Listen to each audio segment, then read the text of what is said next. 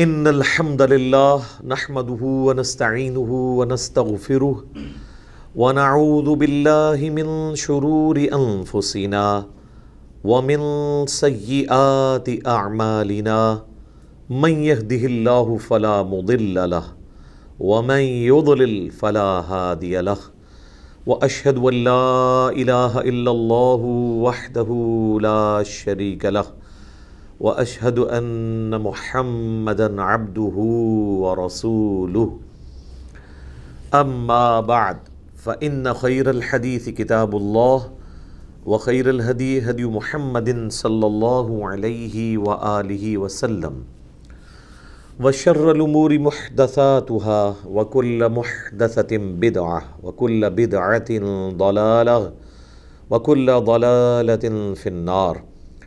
اعوذ باللہ السمیع العلیم من الشیطان الرجیم من ہمزہ ونفخہ ونفثہ بسم اللہ الرحمن الرحیم رب اشرح لی صدری ویسر لی امری واحلل عقدۃ من لسانی یفقہوا قولی.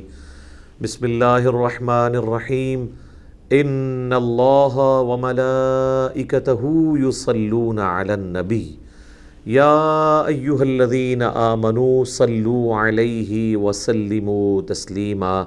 اللہم صلی علی محمد وعلی آل محمد کما صلیت علی ابراہیم وعلی آل ابراہیم انک حمید مجید. اللہم بارک علی محمد وعلی آل محمد کما بارکت علی ابراہیم وعلی آل ابراہیم انک حمید مجید. اللہم ربنا آتنا فی الدنیا حسنہ وفی الآخرۃ حسنہ وقنا عذاب النار. ربنا آتنا من لدنک رحمہ وہیئ لنا من امرنا رشدا. لا الہ الا انت سبحانک انی کنت من الظالمین. حسبنا اللہ ونعم الوکیل. یا حی یا قیوم برحمتک استغیث ولا حول ولا قوة الا باللہ العلی العظیم آمین. فبما نقضہم میثاقہم، اور یہودیوں پہ جو پھٹکار پڑی وہ بسبب اس کے کہ انہوں نے اللہ سے کیا ہوا اپنا عہد توڑ دیا. عہد کیا کیا تھا؟ ہم تورات کو پکڑیں گے، تیرے انبیاء کی پیروی کریں گے، اور یہ سب کچھ اس امت نے بھی توڑا ہوا عہد. وَكُفْرِهِمْ بِآيَاتِ اللَّهِ، اور اللہ کی آیات کا انکار. اللہ کی آیات کا انکار یہودیوں کا یہ نہیں تھا کہ وہ تورات کو اللہ کی کتاب نہیں مانتے تھے، اس پہ عمل نہیں کرتے تھے. تو مسلمان بھی ذرا اپنے اوپر نظر دوڑائیں. اللہ کی آیات کا کفر عملاً تو وہ بھی کر رہے ہیں. مُنِيبِينَ إِلَيْهِ وَأَقِيمُوا الصَّلَاةَ وَلَا تَكُونُوا مِنَ الْمُشْرِكِينَ. رجوع لاؤ اللہ کی طرف اور نماز کو قائم کرو اور مشرکوں میں سے نہ ہو جانا. یعنی نماز چھوڑنا مشرکانہ عمل ہے. یہ سورۃ الروم کی آیت نمبر 31 ہے. پھر سورہ صحیح مسلم کے اندر 246 نمبر حدیث ہے، بندے کے کفر اور ایمان، شرک اور اسلام کے درمیان فرق نماز ہے. تو یہ جو عملاً کفر ہے اللہ کی آیات کا، وہ مسلمان بھی کر رہے ہیں. وَقَتْلِهِمُ الْأَنْبِيَاءَ بِغَيْرِ حَقٍّ، اور تمہارا قتل کرنا اللہ کے نبیوں کو بغیر کسی وجہ کے، ناحق قتل کرنا. اس امت میں انبیاء نہیں آئے، ورنہ یہ کام بھی اس امت نے بڑے پیشن کے ساتھ کیا، جس طرح اگلی امتوں نے بھی کیا. انبیاء کی اولاد قتل کر دی.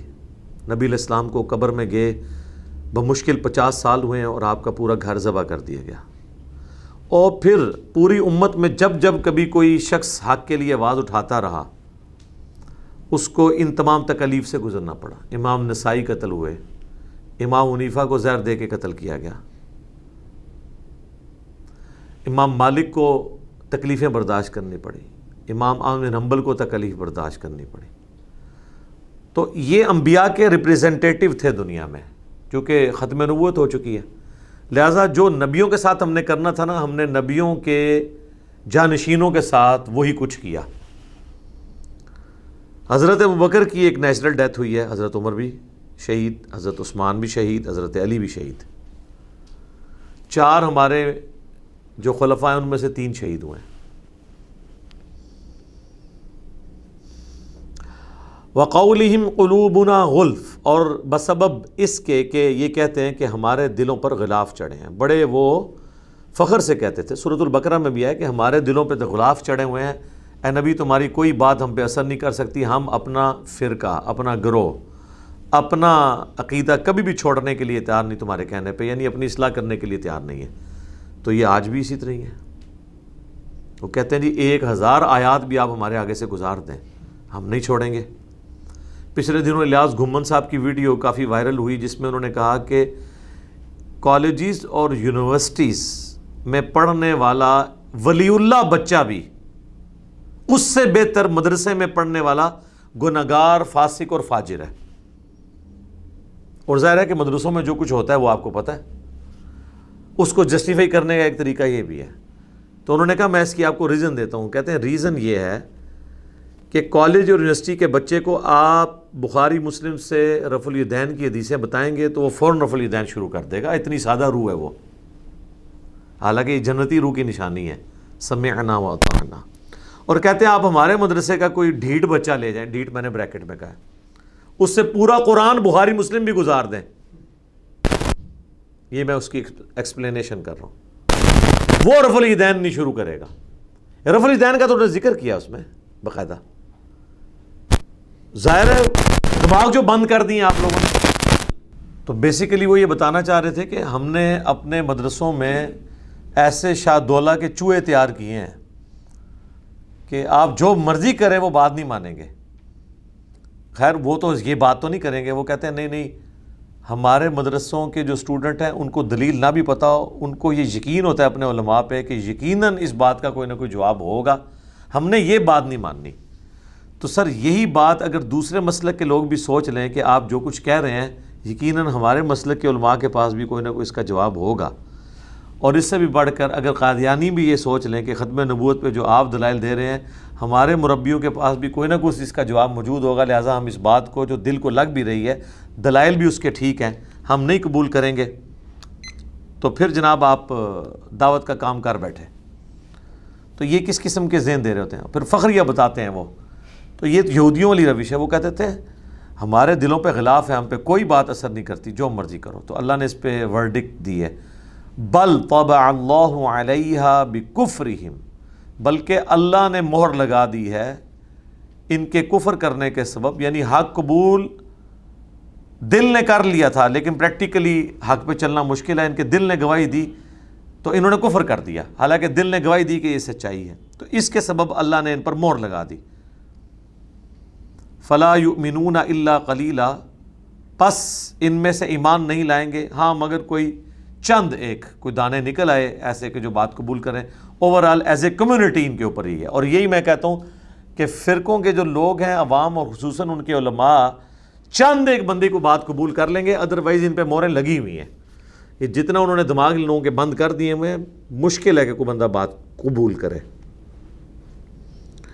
اور دوسری طرف اگر آپ قرآن کی تعلیمات دیکھیں سورۃ الفرقان میں اللہ تعالیٰ نے اپنے نیک بندوں کی جہاں پہ نشانیاں گنوائی ہیں نا، مسئلہ نمبر میرا 120 اس کے اوپر ریکارڈڈ ہے سورۃ الفرقان میں، اللہ کے صحیح اولیاء کی 20 نشانیاں، اس میں اللہ تعالیٰ نے ایک نشانی اہل ایمان کی یہ بھی بیان کی ہے، اعوذ باللہ من الشیطان الرجیم، والذین اذا ذکروا بآیات ربہم، یہ وہ لوگ ہیں کہ جب انہیں اللہ کی آیات سنا کر نصیحت کی جاتی ہے، لم یخروا علیہا صما وعمیانا، تو وہ اللہ کی آیات پر اندھے ہو کر بہرے ہو کر نہیں گر پڑتے، یعنی قرآن کی آیات کو بھی اندھے بہرے ہو کے نہیں مانتے۔ تو مولویوں کے فتوے، بزرگوں کی باتیں، اکابرین کی باتیں، ان کو آپ کس طرح اندھے اور بہرے ہو کے مان سکتے ہیں؟ قرآن کی آیات کو بھی اس طرح نہیں ماننا بلکہ تفکر کرنا ہے کہ بات کیا ہو رہی ہے، بغیر ٹک ٹور نہیں پڑھنا کہ بات کس کانٹیکسٹ میں ہو رہی ہے، اس میں بیان کیا کیا گیا ہے۔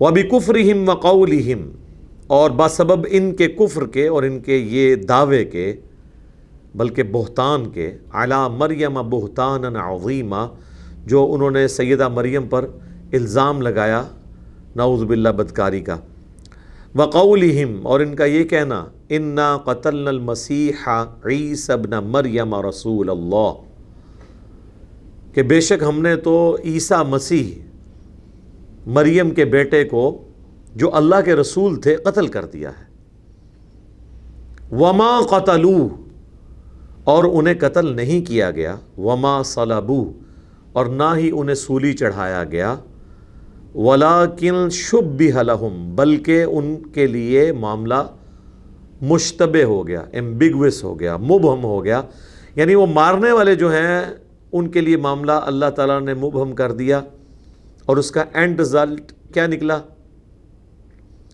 وہ آگے چل کے آئے گا، وما قتلوہ وما صلبوہ ولکن شبہ لہم وَإِنَّ الَّذِينَ اخْتَلَفُوا فِيهِ، اور بے شک جو لوگ اس معاملے میں اختلاف کر رہے ہیں، لفی شک من، وہ شک میں مبتلا ہیں، ما لہم بہ من علم، ان کے پاس اس کے بارے میں کوئی ڈیفینیٹ علم نہیں ہے، الا اتباع الظن، مگر یہ کہ وہ اپنے گمان کی پیروی کر رہے ہیں، وما قتلوہ یقینا، اور یقیناً انہیں قتل نہیں کیا گیا، بل رفعہ اللہ الیہ، بلکہ اللہ نے انہیں اپنی طرف اٹھا لیا، وَكَانَ اللَّهُ عَزِيزًا حَكِيمًا، اور اللہ تعالیٰ غالب ہے، حکمت والا ہے۔ غالب ہے، بدلہ لے سکتا تھا، لیکن اس کی حکمت یہ ہے کہ اس نے بجائے فوراً بدلہ لینے کے حضرت عیسیٰ ابن مریم کو اوپر اٹھا لیا، بجائے یہودیوں پہ کوئی عذاب ایٹ دا سپاٹ آتا، ایسا نہیں ہوا، بلکہ حضرت مسیح علیہ السلام کو اللہ نے زندہ آسمانوں پہ اٹھا لیا۔ اور معاملہ مشتبہ یہ ہو گیا، یہ اب روایتوں میں ملتا ہے، وہ انجیل برناباس، اس کی بھی کوئی اتھینٹیسٹی نہیں ہے، عیسائی ان کو ویسے نہیں مانتے، مسلمان بھی جو کلیم کر رہے ہیں وہ بھی کمزور دلائل پہ کھڑے ہیں۔ حیات مسیح اور نزول مسیح پہ ریسنٹلی کوئی 1-1.5 سال پہلے میں نے ڈیٹیل ویڈیو ریکارڈ کی ہے، حضرت عیسیٰ علیہ السلام کے نزول پہ ایک ریفرنس لگا کے، جاوید احمد غامدی صاحب نے جو کچھ چیزیں اٹھائی تھی میں نے علمی جواب اس کے دیے ہیں قرآن پاک سے، اور اینڈ پہ میں نے باقی عوام الناس کے لیے حدیث بھی بیان کی ہے، مقدمہ سارا قرآن سے، اس میں میں نے آیات کوٹ کی تھی یہ والی، کہ غامدی صاحب جب بھی کوٹ کرتے ہیں تو وہ انی متوفیک و رافعک الیہ، وہ آل عمران سے جو ہے وہ آیات کوٹ کرتے ہیں، یہ آیات وہ سکپ کرتے ہیں، جس میں واضح ہے کہ نہ وہ قتل کیے گئے نہ سولی دیے گئے، پھر اللہ تعالیٰ فرما رہا ہے معاملہ مشتبہ ہو گیا، پھر کہا کہ یقیناً وہ قتل نہیں کیے گئے بلکہ وہ بلند کر لیے گئے اللہ کی طرف۔ اب غامدی صاحب نے ایک درمیان کا راستہ نکالا ہے، نہ تو ان کا منکرین حدیث والا موقف ہے جو قادیانیوں کا بھی ہے کہ حضرت عیسیٰ علیہ السلام فوت ہو گئے ہیں اور ان کی قبر فلاں جگہ پہ ہے۔ جاوید احمد غامدی صاحب کہتے ہیں کہ اللہ نے وقتی طور پہ انہیں موت دی، پھر ان کو جسم کے سمیت اوپر اٹھا لیا تاکہ ان کی لاش کی بے حرمتی نہ ہو، جبکہ صحیح الاسناد احادیث اور قرآن بھی اس کو سپورٹ کر رہا ہے کہ اللہ نے ان کو زندہ اوپر اٹھایا ہے۔ یہاں ہونا چاہیے تھا نہ وہ قتل کیے گئے نہ وہ سولی چڑھے، بلکہ اللہ نے انہیں موت دی اور اٹھا لیا، موت کو اللہ نے سکپ کر لیا، ڈائریکٹ بات کی ہے کہ اپنی طرف اٹھا لیا۔ تو یہ ایک غیر معمولی واقعہ تھا، اس میں کوئی ابہام نہیں چھوڑنا چاہیے تھا اللہ تعالیٰ کو، اللہ تعالیٰ نے بالکل واضح بیان کر دیا، کوئی ابہام اس میں نہیں ہے، اللہ نے ان کو اٹھایا ہے واقعی، اور اللہ تعالیٰ غالب ہے، حکمت والا ہے۔ اور اب ساتھ ہی ذکر آیا وَإِن مِّنْ أَهْلِ الْكِتَابِ، اور اہل کتاب میں سے کوئی بھی نہیں ہے، إِلَّا لَيُؤْمِنَنَّ بِهِ قَبْلَ مَوْتِهِ، کہ وہ ضرور ایمان لے آئے گا ان کی موت سے پہلے۔ اب یہ موت ہی کی ضمیر، بعض لوگوں نے کہا کہ اہل کتاب مرنے سے پہلے حضرت عیسیٰ پہ ایمان لے آئیں گے، یعنی موت کے وقت انہیں پتہ چل جائے گا نزا کے عالم میں کہ حضرت عیسیٰ علیہ السلام اللہ کے پیغمبر ہیں، لیکن یہ کمزور دلیل ہے۔ بعض کہتے ہیں موت ہی کی ضمیر حضرت عیسیٰ کی طرف ہے، کہ حضرت عیسیٰ کی موت سے پہلے اہل کتاب ان پہ ایمان لے آئیں گے، یعنی جب دوبارہ دنیا میں آئیں گے اس وقت جتنے اہل کتاب ہیں ان پہ ایمان لے آئیں گے، یہاں تک کہ حضرت عیسیٰ علیہ السلام بھی 40 سال کا عرصہ یہاں گزار کر ان کو موت آ جائے گی۔ روزہ رسول کے میں وہ دفن ہو گئے نبی علیہ السلام کے ساتھ۔ اس میں کئی ایک احادیث ہیں، المستدرک للحاکم کے اندر، بخاری مسلم میں کئی ایک احادیث ہیں۔ اسی آیت کے کانٹیکسٹ میں ایک حدیث ہے، حضرت ابو ہریرہ کہتے ہیں کہ نبی علیہ السلام نے فرمایا اللہ کی قسم عیسیٰ ابن مریم تم میں ضرور اتریں گے، خنزیر کو قتل کر دیں گے، صلیب کو توڑ دیں گے، جزیہ موقوف کر دیں گے، یعنی سب لوگ اسلام قبول کر لیں گے، کسی غیر مسلم سے جزیہ نہیں لیا جائے گا، اور وہ عادل حکمران کی حیثیت سے تم میں نزول کریں گے، اور تمہاری اس وقت کیا شان ہوگی جب کہ امام تم میں سے ہوگا اور عیسیٰ ابن مریم اس کے پیچھے نماز پڑھیں گے، یعنی امام مہدی کے پیچھے۔ اور پھر حضرت ابو ہریرہ اپنا ایکسپرٹ اوپینین دیتے وقت کہتے تھے کہ چاہو تو قرآن کی یہ آیت پڑھ کے دیکھ لو، سورہ نساء کی آیت نمبر 159، وَإِن مِّنْ أَهْلِ الْكِتَابِ، اور اہل کتاب میں سے کوئی بھی نہیں بچے گا، الا مگر یہ کہ لَيُؤْمِنَنَّ بِهِ قبل موتی، وہ عیسیٰ کی موت سے پہلے ان پہ ایمان لے آئے گا، یعنی کرسچنز اسلام قبول کر لیں گے۔ رہ گئے یہودی، وہ تو دجال کے پیچھے چل رہے ہوں گے سوائے جن کو اللہ ہدایت دے دے۔ باقی ڈیٹیل میں نے اس ویڈیو میں بیان کی، ورنہ 1 گھنٹہ اس آیت پہ لگ جاتا۔ وَيَوْمَ الْقِيَامَةِ يَكُونُ عَلَيْهِمْ شَهِيدًا، اور قیامت کے دن وہ گواہ بھی بنیں گے ان کے اوپر۔ یہ حضرت عیسیٰ کے دنیا میں آنے کا ذکر قرآن میں بھی موجود ہے، سورہ الزخرف میں، کہ عیسیٰ قیامت کی نشانی ہے، قیامت سے پہلے حضرت عیسیٰ علیہ السلام دنیا میں آئیں گے، بالکل واضح ہے۔ فَبِظُلْمٍ مِّنَ الَّذِينَ هَادُوا، اور بسبب ظلم ڈھانے کے، اللہ کی شریعت کو توڑنے کے، یہودیوں کے لیے حرمنا علیہم طیبات، ہم نے بعض پاکیزہ چیزیں بھی ان پہ حرام کر دی، بسبب شریعت کی جو پابندیاں تھیں ان کو توڑنے کے اللہ تعالیٰ نے حلال چیزوں کی پابندی بھی ان پہ لگا دی، جو کہ احلت لہم، جو ان کے لیے حلال تھی طیبات میں سے، وَبِصَدِّهِمْ، اور بسبب اس کے کہ عن سبیل اللہ کثیرا، کہ جو کثرت کے ساتھ وہ اللہ کے راستے سے روکتے ہیں۔ یعنی اللہ تعالیٰ کہہ رہا ہے کہ یہودیوں پہ جو پھٹکار پڑی ہے اور یہ حق قبول نہیں کر رہے، یہ ان کے اپنے کیے ہوئے کرتوت ان کے سامنے آ رہے ہیں۔ وَأَخْذِهِمُ الرِّبَا، اور بسبب اس کے کہ یہ سود بھی کھاتے تھے، وَقَدْ نُهُوا عَنْهُ، جبکہ انہیں منع کیا گیا تھا سود کھانے سے، لیکن انہوں نے سود حلال اس طرح کر لیا تھا، وہ کہتے تھے جینٹائل سے لے کے کھا لیں گے، یہودی سے نہیں لے کے کھائے گا، ادر دین یہودی جو جنہیں جس طرح ہم ہیں، وہ جینٹائل ہمیں کہتے ہیں، ان سے ہم لے کے کھا سکتے ہیں۔ اور وہی مسئلہ فقہ حنفی میں بھی ہے کہ آپ غیر مسلم ملک میں سود کھا سکتے ہیں، مسلمان ملک میں نہیں کھا سکتے، کہانی وہی بنائی ہوئی ہے انہوں نے۔ وَقَدْ نُهُوا عَنْهُ، جبکہ ان کو منع کیا گیا تھا اس سے۔ وَأَكْلِهِمْ أَمْوَالَ النَّاسِ بِالْبَاطِلِ، اور بسبب اس کے کہ وہ لوگوں کا مال ناحق طریقے سے ہڑپ کرتے تھے۔ تو ظاہر علماء یہود کا ذکر ہے، تو آپ دیکھ لیں اللہ کا غضب اس امت پہ بھی اس حوالے سے ہے، ادھر بھی علماء جو ہے وہ ناحق طریقے سے عوام الناس کا مال ہڑپ کر رہے ہیں، چاہے وہ رہبان ہوں، چاہے وہ احبار ہوں، یعنی صوفیاء کا طبقہ ہو، علماء کا طبقہ ہو، کم سارے نے چک کے رکھے ہیں، اور یہ جنت بانٹ رہے ہیں اپنے زوم میں، یہ کچھ کر رہے ہیں ان کے ساتھ۔ وَأَعْتَدْنَا لِلْكَافِرِينَ مِنْهُمْ عَذَابًا أَلِيمًا، اور ایسے کافروں کے لیے ہم نے دردناک عذاب تیار کر رکھا ہے۔ اللہم اجرنا من النار، آمین۔ اب جہاں پہ یہودیوں کے اتنے زیادہ جرائم اللہ نے گنوائے ہیں، وہاں پہ یہ بھی بتایا کہ سارے ایک جیسے نہیں ہیں، اچھے لوگ بھی موجود ہیں۔ لَٰكِنِ الرَّاسِخُونَ فِي الْعِلْمِ مِنْهُمْ، لیکن جو انہی میں سے علم میں پختہ لوگ ہیں، عشق دے چلے نہیں، علم میں جو پختہ ہے، کتابی ہیں، علم کو فالو کرتے ہیں، جذبات کو فالو نہیں کرتے، والمؤمنون، اور بات مانتے ہیں، ایمان لانا بھی تو بات ماننا ہی ہے نا، یؤمنون بما انزل الیک، وہ ایمان لاتے ہیں اس پر جو اے نبی آپ کی طرف نازل ہوا، وما انزل من قبلک، اور جو آپ سے پہلے، والمقیمین الصلاۃ، اور وہ صحیح نماز بھی ادا کرتے ہیں، نماز کو قائم کرتے ہیں، والمؤتون الزکاۃ، اور اللہ کی راہ میں زکوٰۃ دیتے ہیں، اللہ کی راہ میں خرچ کرتے ہیں، والمؤمنون باللہ، اور ایمان لاتے ہیں اللہ پر، والیوم الآخر، اور آخرت پر، یعنی آخرت پہ وہ ایمان لاتے ہیں، مراد یہ کہ ان کا یہ یقین ہے کہ ہمیں مر کے اللہ کو جواب دہ ہونا ہے، ان کا قبلہ ان میں سے درست ہے جو ہیں ایسے، لیکن بڑے تھوڑے نکلے وہ۔ اولئک سنؤتیہم اجرا عظیما، ایسے لوگوں کو ان قریب ہم بہت بڑا اجر دیں گے۔ ان قریب سے مراد مرتے ہی ان کو اجر ملے گا۔ ظاہر ہے کہ موت کوئی زیادہ دور تو نہیں ہے۔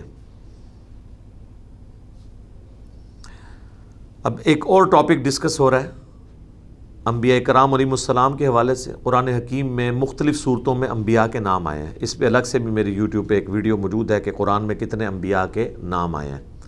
25 انبیاء کا بائی نیم قرآن میں ذکر ہے۔ ان میں سب سے بڑا جو گلدستہ ہے انبیاء کے ناموں کا وہ سورۃ الانعام میں ہے، 18 انبیاء کا ذکر، اور 18 کا بائی نیم ذکر کرنے کے بعد اللہ تعالیٰ نے فرمایا وَلَوْ أَشْرَكُوا، اگر یہ بھی شرک کرتے تو اللہ تعالیٰ ان کے اعمال بھی برباد کر دیتا بفرض محال۔ اس کے بعد ایک اور بڑا گلدستہ جو ہے یہاں پر آ رہا ہے سورۃ النساء کی آیت نمبر 163 سے آنورڈ، 12 انبیاء کا بائی نیم ذکر ہے، اور ایک تیسرا گلدستہ ہے جو کہ سورہ مریم میں آئے گا، وہاں پہ بھی ڈیٹیل کے ساتھ انبیاء کا ذکر ہے۔ سورۃ الانبیاء میں بھی بائی نیم سے آئے ہیں، لیکن ایک جگہ پہ جو ایک پیچ کے اندر بالکل قریب قریب نام ہے وہ یہ بڑے مواقع ہیں دو، سورۃ الانعام اور سورۃ النساء میں۔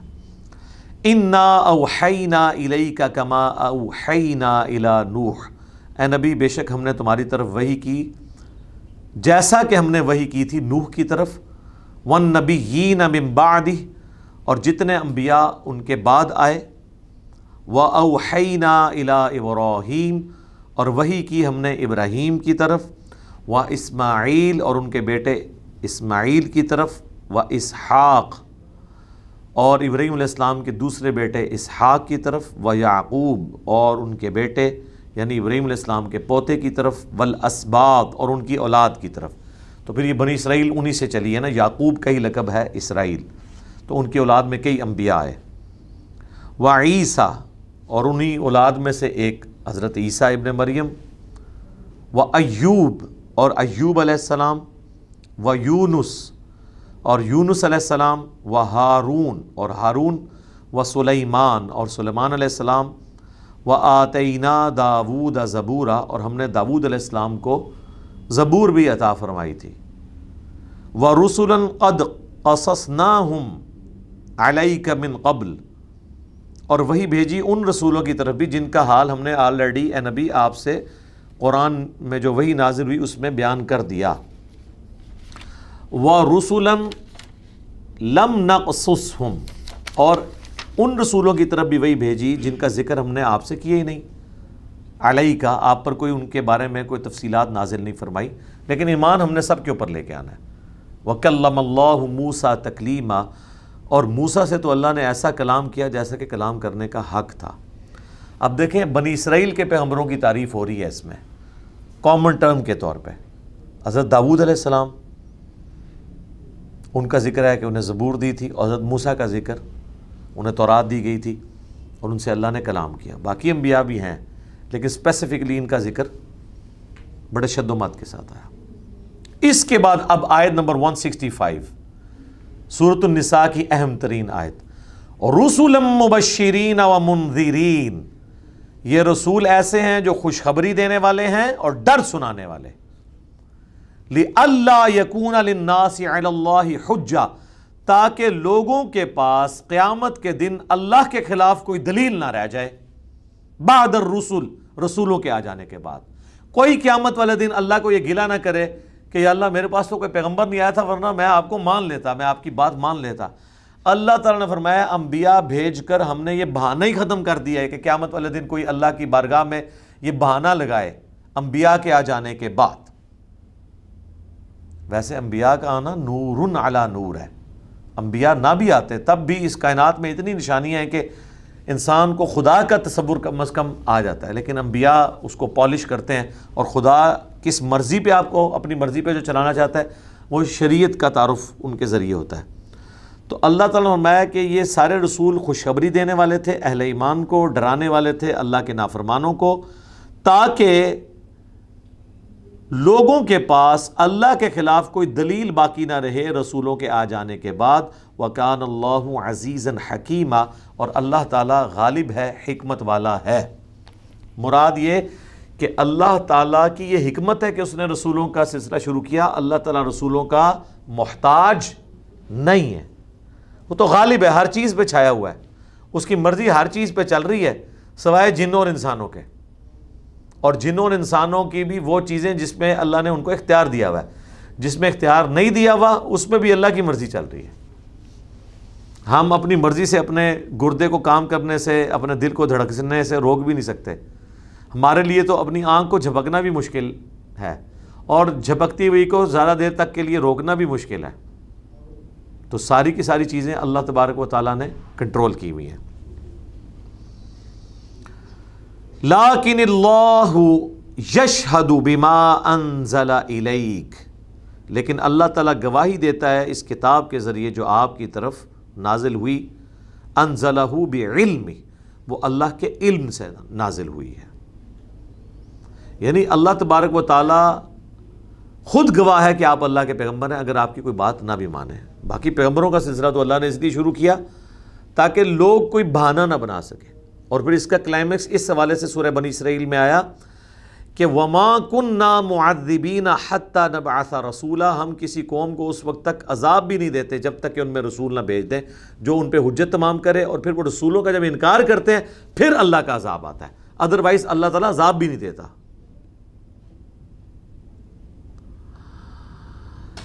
وَالْمَلَائِكَةُ يَشْهَدُونَ، اور فرشتے بھی گواہی دیتے ہیں اس بات کی کہ آپ اللہ کے پیغمبر ہیں. وَكَفَى بِاللَّهِ شَهِيدًا، اور اللہ کی گواہی بھی بطور گواہ کے طور پر اللہ کا کہہ دینا بھی کافی ہے.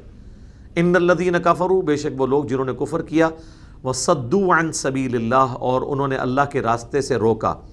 قد ضلوا ضلالا بعیدا، وہ لوگ گمراہ ہوئے اور گمراہی میں دور نکل گئے. ان الذین کفروا وظلموا، بے شک وہ لوگ جنہوں نے کفر کیا اور ظلم کی روش اختیار کی. ظلم سے مراد وہ بڑا ظلم بھی ہے، ان الشرک لظلم عظیم، اور ہر گناہ بھی ظلم ہے. لم یکن اللہ لیغفر لہم، اللہ تعالیٰ انہیں کبھی بھی بخشے گا نہیں. ولا لیہدیہم طریقا، اور نہ انہیں کوئی سیدھا راستہ سجھائے گا جو جان بوجھ کر ایسی روش پہ اترے ہیں کہ وہ حق بات قبول نہیں کر رہے. الا طریق جہنم، ہاں مگر جہنم کا راستہ ان کا انتظار کر رہا ہے. خالدین فیہا ابدا، وہ رہیں گے اس میں ہمیشہ ہمیش. وکان ذلک علی اللہ یسیرا، اور اللہ تعالیٰ پر یہ بہت آسان ہے کسی کو جہنم میں پھینک دینا. یعنی اللہ تعالیٰ کو کوئی چیز روک نہیں سکتی اپنے ڈیوائن ڈیسیژن سے. یہودیوں کو یہ زوم تھا ہم تو پیغمبروں کی اولاد ہیں، ہمارے آباء و اجداد پیغمبر ہیں. جس طرح یہاں بھی لوگ کہتے ہیں ہم تو سید ہیں، ہمارے بڑے بچا لیں گے، بلکہ وہ تو باقیوں کو بھی کہہ رہے ہیں کہ آپ کو بھی ہم نے بچانا ہے. تو اللہ تعالیٰ نے فرمایا کہ نہیں، ایسا نہیں ہوگا.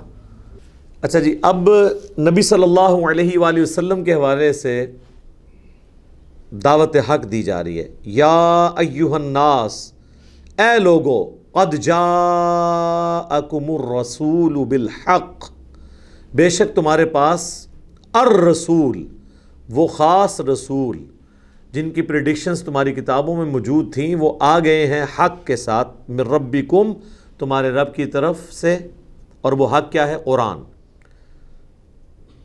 وبالحق انزل اللہ وبالحق نزل، جو سورہ بنی اسرائیل میں آیا کہ یہ قرآن کو ہم نے حق کے ساتھ نازل کیا اور یہ حق کے ساتھ اترا، یعنی با مقصد کتاب ہے. حق عربی میں کہتے ہیں پرپز فل کو.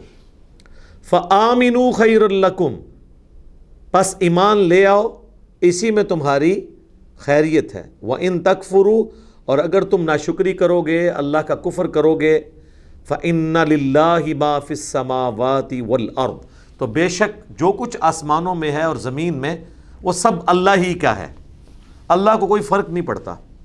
وَكَانَ اللَّهُ عَلِيمًا حَكِيمًا، اور اللہ سب کچھ جاننے والا ہے، حکمت والا ہے.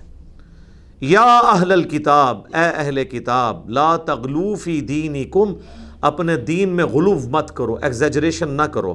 ولا تقولوا علی اللہ الا الحق، اور اللہ کے بارے میں کوئی ایسا عقیدہ نہ رکھو سوائے اس عقیدے کے جو حق پر مبنی ہے. یہ آیت ہے جس کے تحت میں یہ کہتا ہوں کہ جو آپ ہر بات کو کرامت کہہ کے قبول کر لیتے ہیں اور اللہ پر اسے تھوپ دیتے ہیں، تو یہ بہت بڑی بدعت ہے، بعض اوقات کفر ہے۔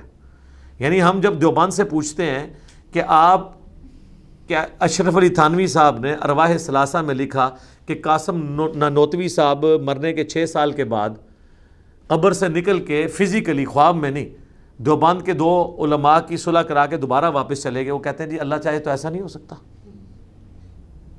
ہم کہتے ہیں اللہ چاہے تو بریلویوں کے بزرگ کیوں نہیں ایسا کر سکتے، آپ کے ہی کیوں کرتے ہیں؟ ہم کہتے ہیں اللہ اس طرح کی چیزیں چاہے گا تو یہ آپ کی مرضی سے چاہے گا۔ قرآن تو واضح کہہ رہا ہے سورہ یاسین کے اندر، سورۃ الواقعہ کے اندر، کہ جو مر گیا وہ دنیا میں واپس نہیں آ سکتا۔ حضرت عیسیٰ علیہ السلام نے بھی جو مردے زندہ کیے ہیں وہ واپس نہیں دنیا میں آئے، وہ صرف مردے کے پاس کھڑے ہو کے کہتے تھے کہ اٹھ اور میرے نبی ہونے کی گواہی دے۔ تو اتنے لوگوں کے سامنے جب وہ کرتے تھے لوگ اس معجزے کو مان لیتے تھے، باقی وہ دوبارہ مر جاتا تھا۔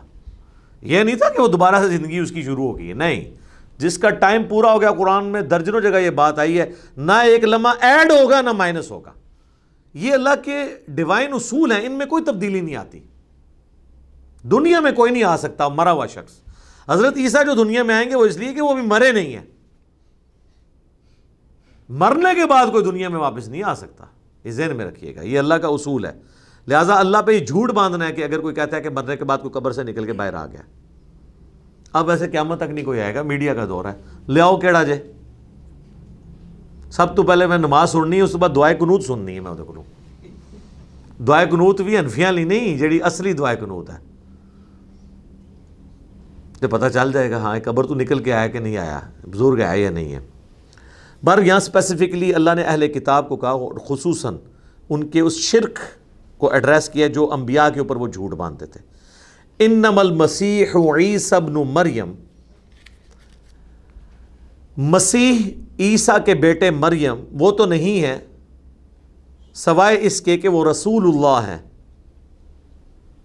مریم رسول اللہ و کلماتہ، اور اللہ کے کلمہ خاص ہیں۔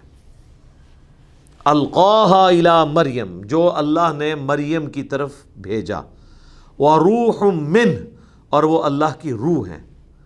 اب یہ بڑی ہیوی ڈیوٹی قسم کے کلمات ہیں اور صفات ہیں جو حضرت عیسیٰ ابن مریم کے لیے ہیں، یہ کوئی چھوٹی چیز نہیں ہے۔ اس پہ میں نے الگ سے ایک مجلس میں کوسچن ریکارڈ کروایا ہے، عیسیٰ روح اللہ، کیونکہ کرسچنز جو ہیں ان آیات کو یوز کرتے ہیں، وہ کہتے ہیں کہ وہ اللہ کا کلمہ ہے، اور آپ یہ کہتے ہیں کہ کلام متکلم کی صفت ہوتا ہے، تو حضرت عیسیٰ جب اللہ کا کلمہ ہے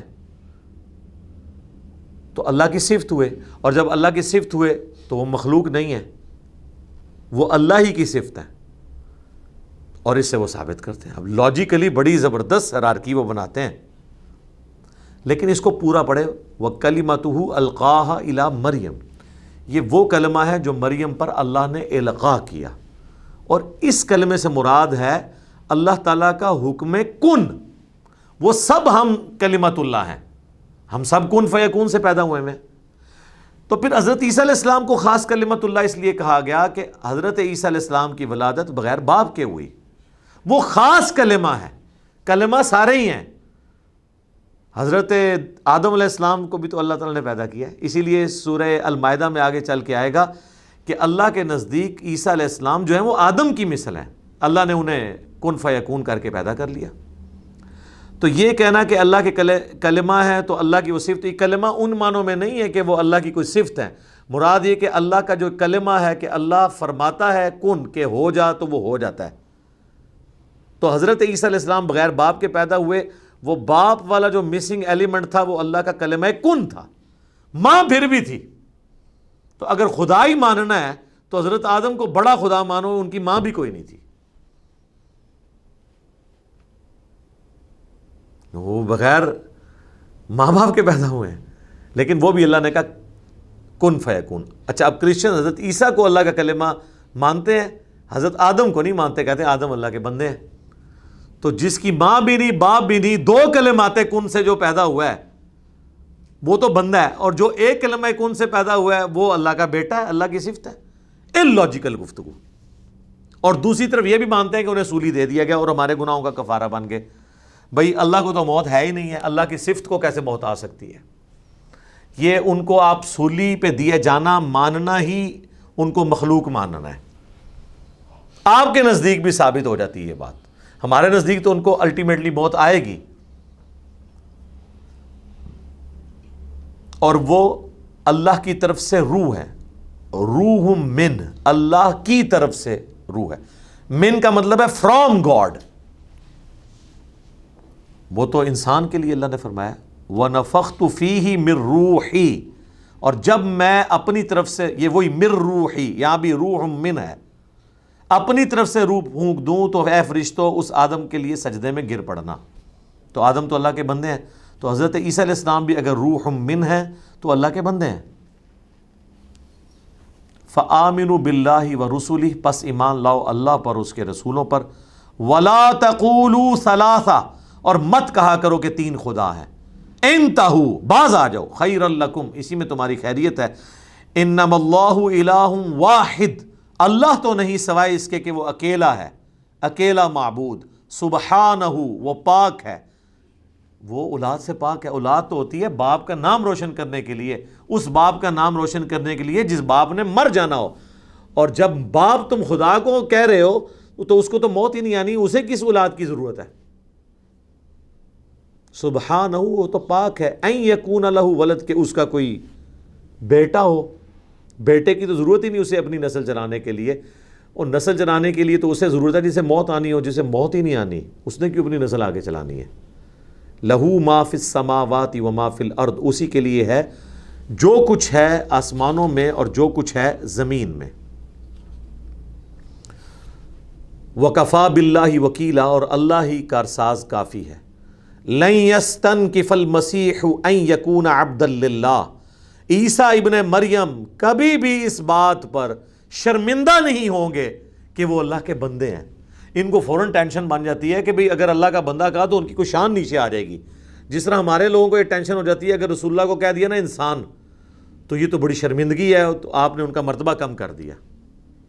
یہاں اللہ کہہ رہا ہے اللہ کے بندے ہیں.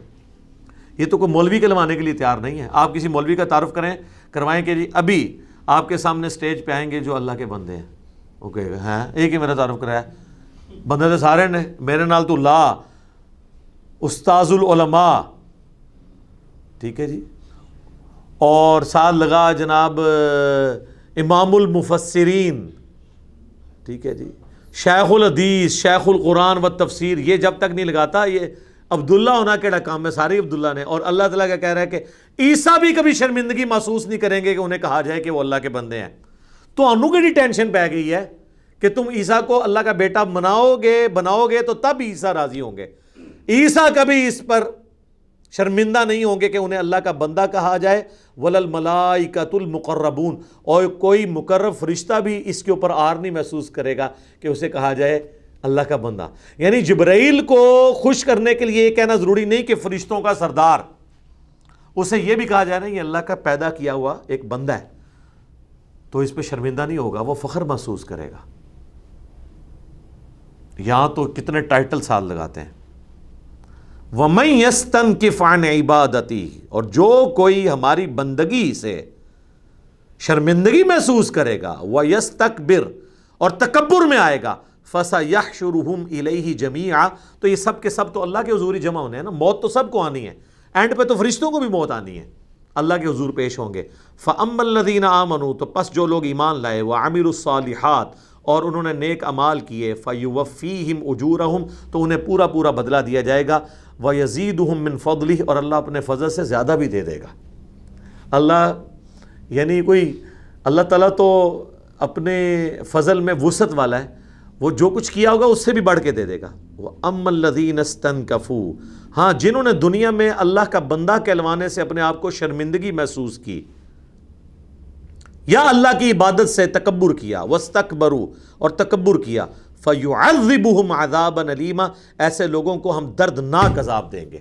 ذکر ہوا ہے عیسیٰ کا اور جبرائیل کا اور میکائیل کا اور اسرافیل کا، مقربین کا، انبیاء کا ذکر کر کے کہا کہ ان میں سے بھی اگر کوئی اس بات کے اوپر شرمندگی محسوس کرے کہ اسے اللہ کا بندہ کہا جائے تو ہم اسے دردناک عذاب دیں گے. یہ بفرض محال ہے.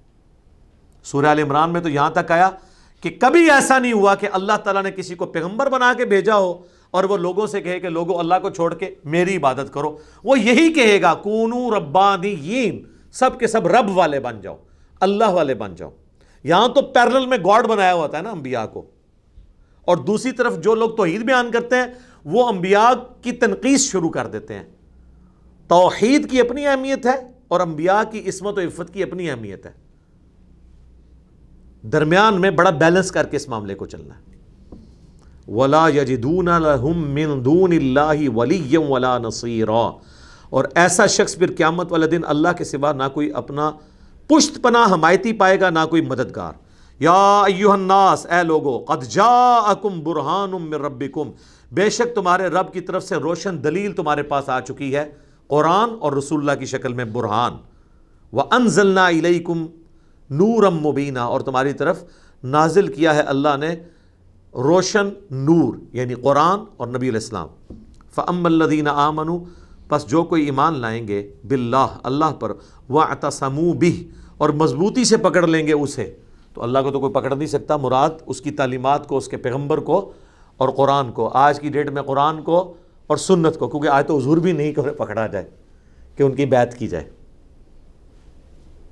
فَسَيُدْخِلُهُمْ فِي رَحْمَةٍ مِّنْهُ، تو اللہ تعالیٰ ان قریب ایسے لوگوں کو اپنی رحمت میں داخل کرے گا، وَفَضْلٍ، اور اپنے فضل میں، وَيَهْدِيهِمْ إِلَيْهِ، اور اللہ تعالیٰ انہیں راستہ سجھا دے گا اپنی طرف، صراطًا مستقیما، سیدھی راستے کی طرف ان کی رہنمائی کر دے گا۔ اللہم اجعلنا منہم مع النبیین والصدیقین والشہداء والصالحین، اللہم اہدنا فیمن ہدیت، اللہم اہدنا الصراط المستقیم، صراط الذین انعمت علیہم غیر المغضوب علیہم ولا الضالین، آمین۔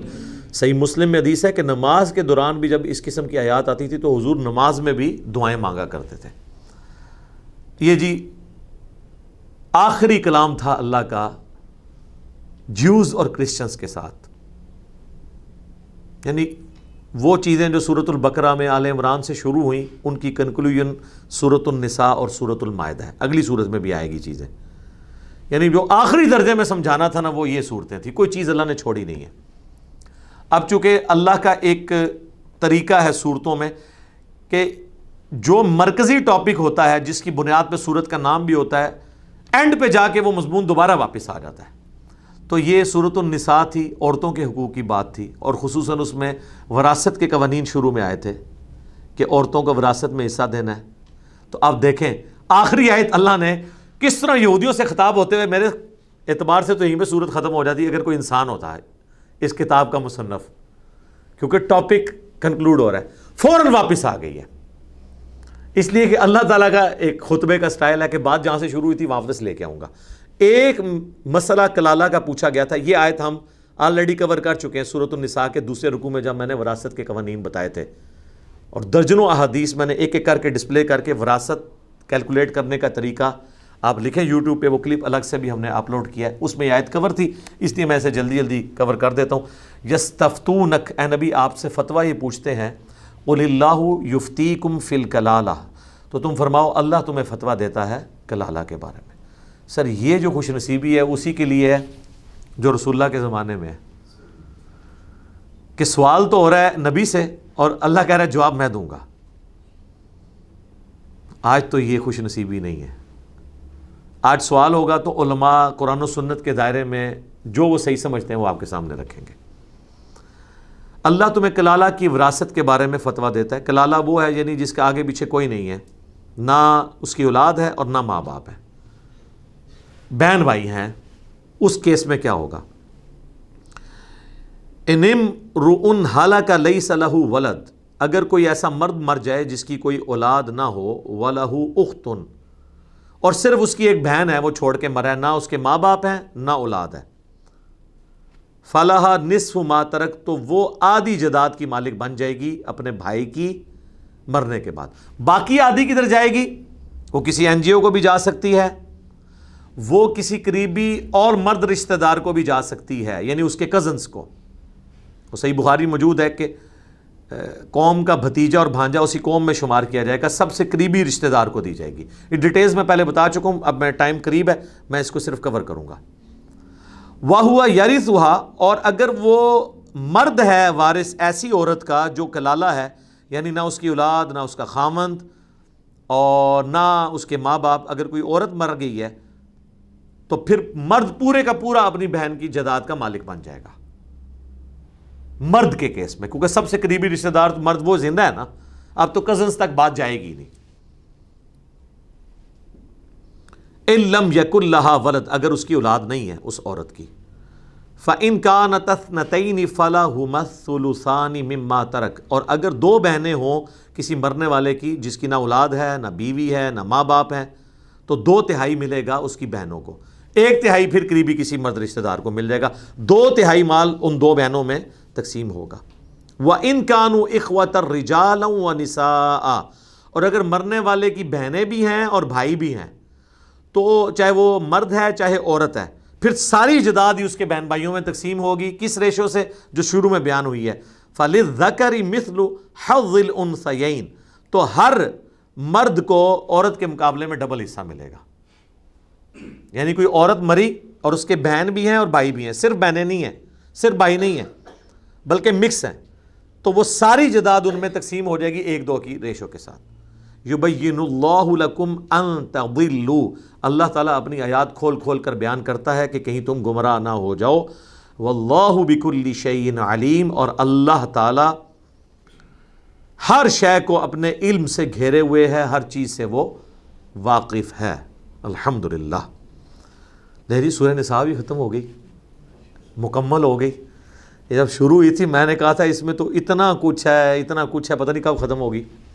اللہ کا شکر ہے ابھی تک جتنا کچھ یہ 87 کلاسز میں ریکارڈ ہو چکا ہے، 87 کلاسز میں بمشکل ہم 6 پارے میں پہنچے ہیں، لیکن کوشش یہ ہے کہ جو بھی نٹی گریٹیز ہیں وہ ساتھ ساتھ کور ہوں، کوئی چیز رہ نہ جائے، کسی کی تشنگی نہ رہے کہ یہ بات کس پیرائے میں ہو رہی ہے اور آج کے دور کا قرآن اسے فیل ہو رہا ہو۔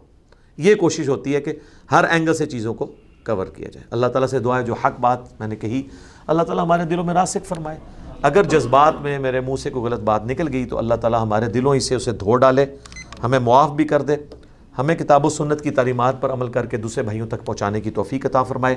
سبحانک اللہم وبحمدک، اشہد ان لا الہ الا انت، استغفرک واتوب الیک، وما علینا الا البلاغ المبین۔ جزاکم اللہ خیرا، آمین۔